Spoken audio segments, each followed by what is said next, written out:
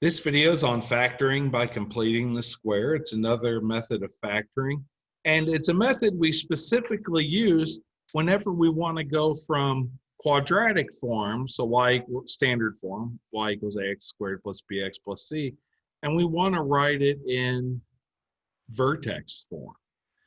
So if we want to go from standard to vertex form, we have to do it by completing the square. We don't have another way to do it. I'm going to put up the rules or the directions or the steps for completing the square. Go ahead, pause the video and write these down.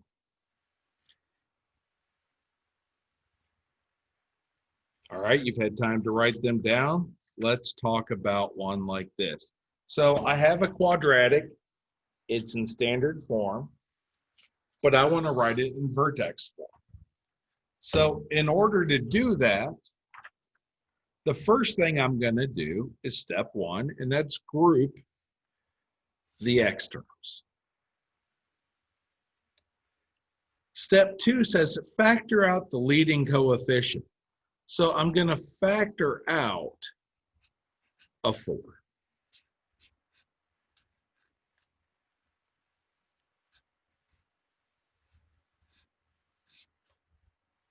And that 21 isn't in the parentheses, so it doesn't get a 4 factored out. Now's the hard, kind of tricky part.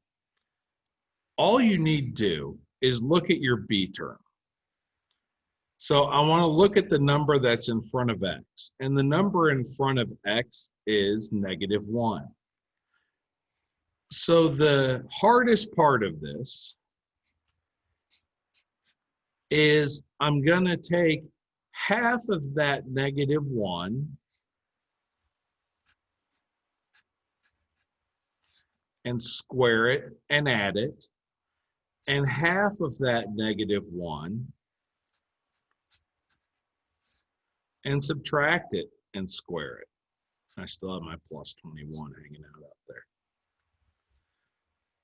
Now you may ask yourself, why do we do that? That seems kind of silly to add something and subtract something. Well, the whole purpose of that is that if you add it and subtract the same thing, it's 0. I haven't changed the value of my equation. I've just added extra stuff in. Now, after I do that, I'm going to do a little bit of regrouping. So what I'm going to do is I'm going to take these first 3 terms and I'm going to leave them in a parenthesis. Excuse me.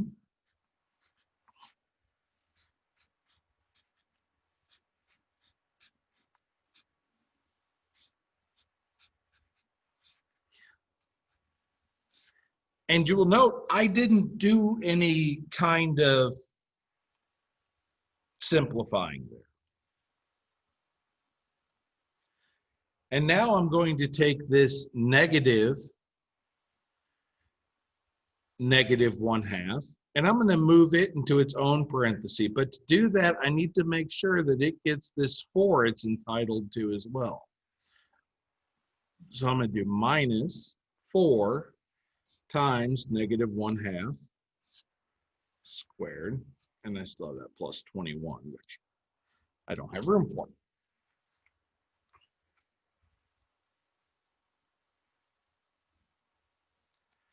Now, the reason we do this is because what's inside the parenthesis will always factor into the first term and the term that's in this parenthesis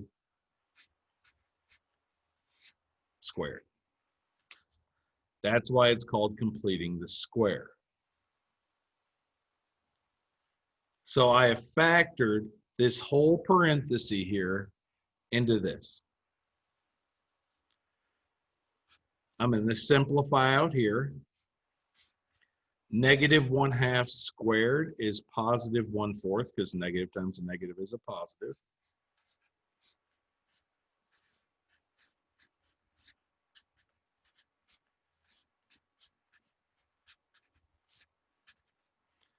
Negative 4 times positive 1/4 is -1. Plus 21 leaves me with plus 20.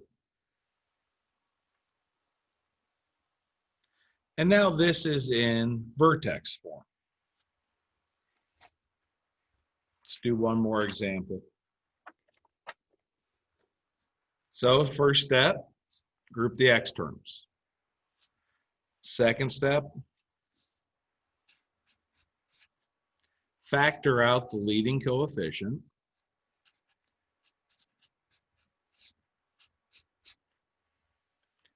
Third step,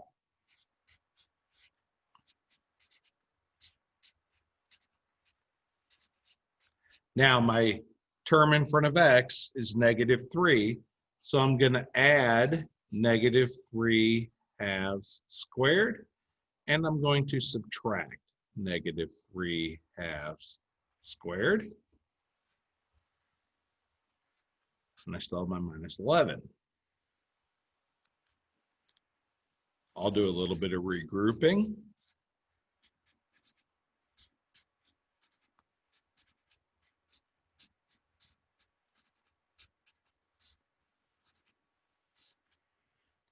Now this minus, remember, it's entitled to a 2 as well.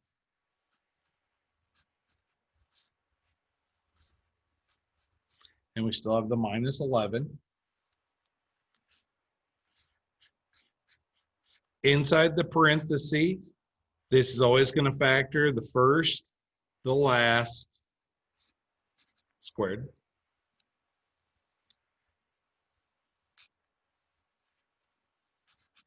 -3/2 squared will be +9/4.